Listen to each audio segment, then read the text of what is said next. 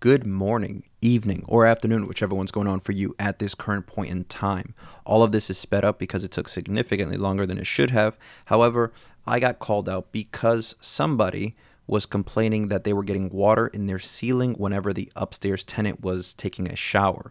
Now, we know that first floor was recently remodeled, and so water in the ceiling is not off to a good start.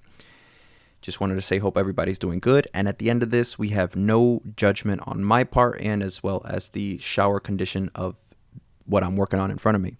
Now, the tenant, I'm looking through and I'm seeing there's a whole bunch of cracks, cracked tile, cracked grout, the silicone lining. There's mold everywhere.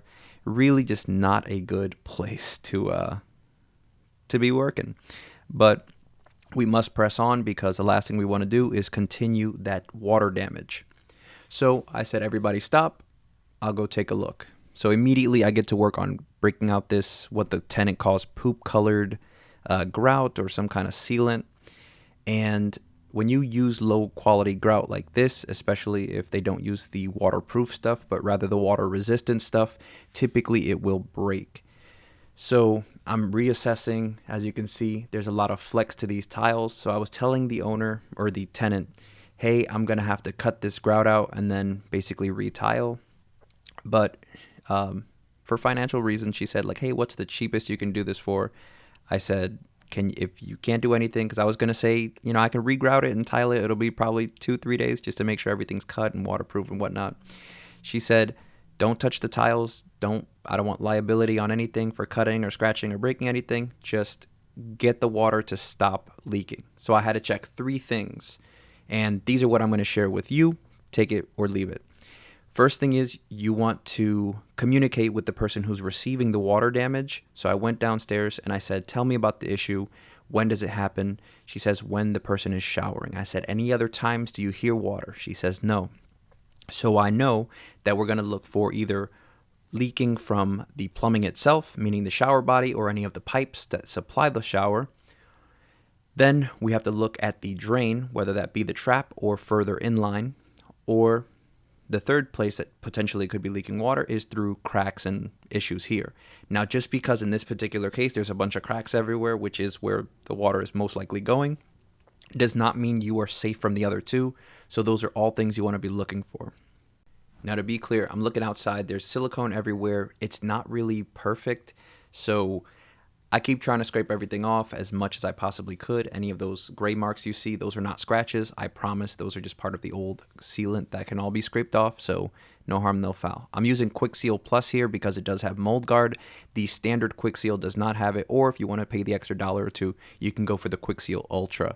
This I know is a siliconized caulk. I personally do not like the acrylic caulk. It's a lot harder. So if you need to replace it in the future, regular acrylic caulk is a lot more of a permanent solution. I understand that at some point these tiles are all going to need to come out, so there's no need to make it harder on myself or whoever's going to be doing these tiles. Now, I made it very clear to her, hey, the grout is still there in some spots, so it's not going to fully absorb the layer and it's going to be uneven. She said, whatever's the cheapest and whatever's the quickest, I want to take a shower as quick as possible. I said, the soonest I can do, if you want to go the cheapest way, is 24 hours just to make sure that this sealant properly cures. She said, okay. So I said, all right. So that Quick Seal does have easy wash off. So if you happen to make a mistake or you get somewhere it's not supposed to be, get a little bit of water and it comes right off, no problem. It may not look good, but do trust the process. I was trying to fill in the back part before squishing the tiles backward. The last thing you want to do is press forward and then glue. You want to make sure you glue first and then press because you want to get as much of that product behind the tile so that it can help in securing it in place. This 3-in-1 tool by Husky for caulk, or caulking tool, I guess is 3-in-1, is good for scraping, cutting, and also smoothing the caulk wherever it may be. As you can see in the flat surfaces, it doesn't do a really good job, and I personally use the best tool I have in my arsenal, and that is my fingers. Human hands are so much better than a lot of the stuff out there, but when it comes to the flat spots, a finger is really good. Something I learned while doing this is that as you're wiping the material, slowly turn your finger so that your finger is pulling off the excess material. As that line gets thicker, it's going to create more spread and you're going to get more of that material on the tile where it's not supposed to be. You just want it in the seams. Yes, before you ask, I did go all the way back with the sealant. I just wanted to get that problem corner addressed as soon as possible so that it can start curing right away. But my focus was getting especially the front wall where the actual water is coming from. That spot needs to be taken care of before anything else, especially with those loose tiles. Looking back, I should have just used an oscillating tool with a grout blade and just cut this stuff out. Got more of that product in between the tiles. I'm going to put on screen, you can either buy the Milwaukee ones or Diablo or whatever you like, whatever you can afford, that's great. But definitely I would have cut out all of that material that was kind of left over, that was crumbling, and just got the product right where it needs to be. Still effective though. Whatever grout was left behind was stuff that hadn't broken off yet, so I didn't want to risk the integrity of the tiles themselves. As you can see on the far left in that corner, the landlord is definitely a fan of the don't call me unless it's on fire, about to explode, or genuinely like a human rights violation. Otherwise, I'm not paying for it.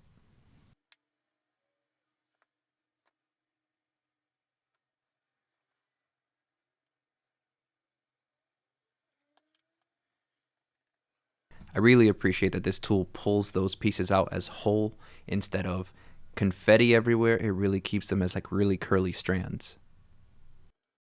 Now, I did notice that she has holes in her shower tower, however, no hole in her soap dish, and so she has to keep dumping it out whenever she showers. I said, you want me to put some holes in that? And before anybody out there judges, no, these are not outside use drill bits, so she's not going to catch like tetanus. Don't worry.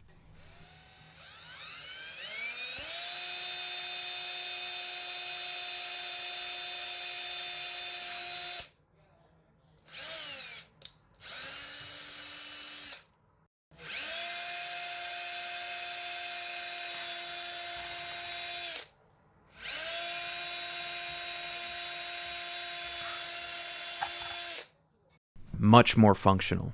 The last thing I wanted to do was take a look at the vertical fractures that were happening up the shower, and I did seal those off at the front and back.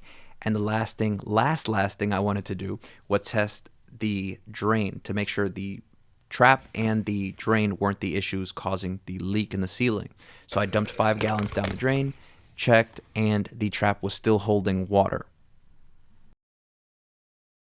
And whoever installed the drain did use an OD flange. I know this thing isn't leaking. It's in good condition, as is the gasket. So I wanted to make sure that the drain wasn't coming apart from the bottom tub itself, and everything's looking good there. Slap the cap back on, and we can wait for this caulk to fully seal, and we'll come back tomorrow and make sure everything's good.